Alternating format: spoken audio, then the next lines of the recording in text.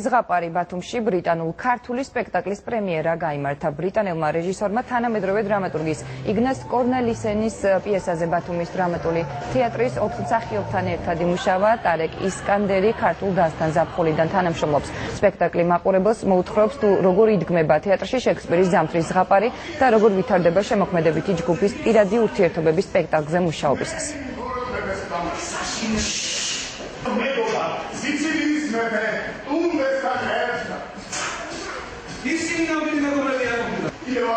დღევანდელი სპექტაკლიც არის ინოვაციური, არის ახალი სიტყვა ვფიქრობ ქართულ თეატრალურ სივრცეში, იმედი მაქვს, რომ ბათუმელ მატყურებელს მოეწონება ეს სპექტაკლი. ზოგადად პროგრამა ნამდვილად გაამართლა, თავისი მიზანი ჩვენ შევძელით, რომ დაგვახლოვებინა ბრიტანული თეატრალები და ქართველი თეატრალები. ამ პროგრამის ფარგლებში შესაძლებელი გახდა უკვე 2 კოპროდუქციის განხორციელება და სამომავლოდაც ძალიან საინტერესო გეგმები გვაქვს.